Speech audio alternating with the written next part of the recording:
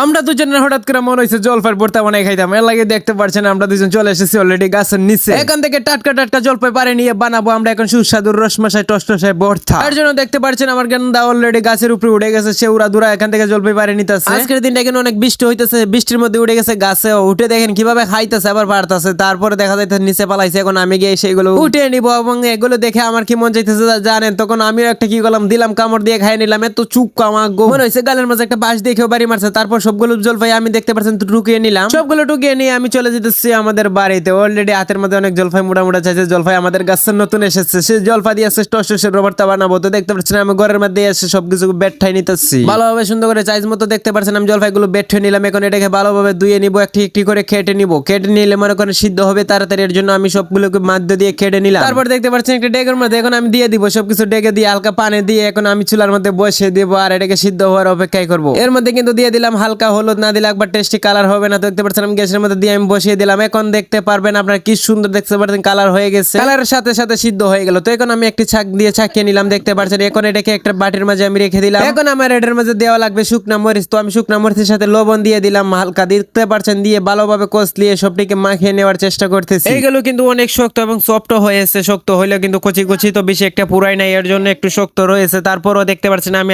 ভালো করে হাত দিয়ে কিন্তু এই সবগুলোকে মাখিয়ে নিতেছি। অলরেডি আমার সবগুলো মাখানো শেষ পায়। দেখতে পাচ্ছেন এখন আমার খাওয়ানোর পালা। যখন মুখ দিলাম তো একটা স্বাদ লাগতেছে, কারণ চুক্কর সাথে জালের সাথে টেস্ট খুবই মজা লাগতেছে আমার কাছে। তো আমার গেন্দা ক্যামেরা ধরতেছে, এর জন্য আমি একটা একটা মেরে দিতেছি, এত একটা মজা লাগতেছে। আমার সেই ভর্তা খাওয়ান দেখে আপনাদের মুখে অবশ্যই পানি চলে এসেছে, কারণ এটাতে তো চুক্কা। তো আপনারা দেরি না করে এখনই গিয়ে বানিয়ে ফেলুন এই জলপাই দিয়ে টসটসে ভর্তা। তো সবাই ভালো থাকুন, আমার ভিডিওটা এইটুকুই। ধন্যবাদ সবাইকে আমার ভিডিওটা দেখার জন্য।